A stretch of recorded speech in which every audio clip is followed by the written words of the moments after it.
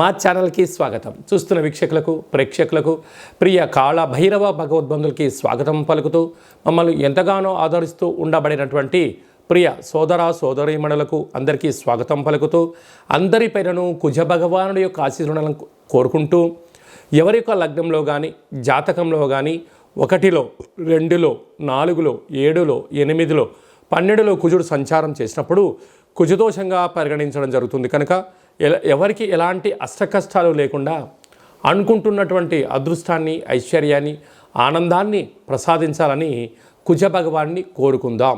ఈ కుజ భగవానుడు ఏడాది తర్వాత కర్కాటక రాశిలో నీచభంగ రాజయోగ సంచార స్థితి, అంటే కుజుడు కర్కాటక రాశిలో నీచబడడం జరుగుతుంది. కనుక ఎలాంటి విధి విధానాలు మనం పాటించాలి, ఆయన ఆశీస్సులు ఎలా పొందాలో కూడా తెలుసుకుందాం. 21/10/2024 నుండి 21 జనవరి నెల 2025 నూతన ఆంగ్ల సంవత్సర ప్రారంభం వరకు ఈ కుజ భగవానుడు కర్కాటక రాశిలో సంచారం చేయడం జరుగుతుంది. కనుక కుజుడు అనగానే రుణానికి, రోగానికి, శత్రువులకు, కారాగారము, కోర్టు సమస్యలు, రుణ సమస్యలు, అకాల కరణాలు అంటే కలహాలు, చిన్న ఏ కారణం లేకపోయినను మీ పైన నింద మోపడం, అనేక సమస్యలతో కొట్టుమిట్లాడడం, మీరు మౌనంగా ఉన్నా మీరు ఏదో అన్నారని చెప్పి మీ పైన అపవాదు కలిగించే పరిస్థితి ఉంటుంది. కనుక ఇలాంటి కాల సమయంలో మనం ఎలాంటి విధి విధానాలు పాటించాలన్నట్లయితే వీలైనంత వరకు ప్రతి మంగళవారం పూట ఉదయం 6 గంటల నుండి 7 గంటల వరకు మనకు కుజహోర జరుగుతూ ఉంటుంది. కనుక అలాంటి కాల సమయంలో సూర్య నమస్కారము, ఎరుపు వస్త్రాలు ధరింపచేయడము, కందులను ఆవుకు ఆహారంగా ఏర్పాటు చేయడము, అలాగనే బ్రాహ్మణుడికి 700 గ్రాముల కందులని దానం చేయడము, కుజ భగవానుని చుట్టూ 7 సార్లు సంపూర్ణంగా ప్రదక్షిణ చేయడము, వీలైతే అంగారక స్తోత్రాన్ని, రుణ విమోచన స్తోత్రాన్ని పారాయణం చేయడం వలన అనేక రకాల సమస్యలు తొలగిపోతాయని చెప్పి గమనించాలి. అలాగా ఒక్కొక్క రాశికి ఒక్కొక్క రకమైన పరిస్థితి కలుగుతూ ఉంటుంది. కనుక అందరికీ ఎలా ఉంటుందో ఈ వీడియోలో సవివరంగా సంపూర్ణంగా తెలుసుకుందాం.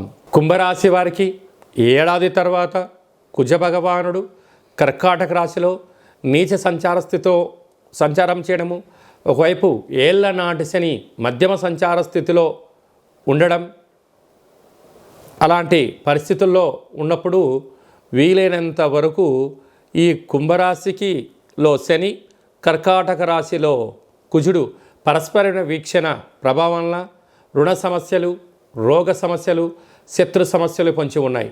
గతంలో మీరు సత్కార్యక్రమాలు చేయడం వలన, మంచి కార్యక్రమాలు చేయడం వలన ఇప్పుడు ఆపద కాల సమయంలో అవి గొడుగుగా మిమ్మల్ని రక్షిస్తూ ఉండడానికి అవకాశాలు ఉన్నాయి. కనుక వీలైనంత వరకు మీరు ధనాన్ని భద్రపరచుకోవడం, స్థిరాస్తులు, చరాస్తులు కొనేటువంటి కాల సమయంలో డాక్యుమెంట్స్ సక్రమంగా చూసుకొని చేయగలిగినట్లయితే కుంభరాశి వారంత అదృష్టవంతులు ఎవరు లేరు అని చెప్పి గమనించాలి. ఈ కుజ భగవానుడు జాతకంలో ఒక్కొక్కరికి ఒక్కొక్క రకమైన సంచార స్థితిలో ఉంటాడు. పుట్టినప్పుడు ప్రస్తుత కాలమాన ప్రకారంగా ఇలా కర్కాటక రాశిలో నీచమైనటువంటి స్థానంలో సంచారం చేయనప్పుడు అనేక రకాలుగా మానసికమైనటువంటి, శారీరకమైనటువంటి, సీజనల్గా వచ్చే వ్యాధులు వచ్చే అవకాశాలు కూడా చాలా అధికంగా ఉంటాయి.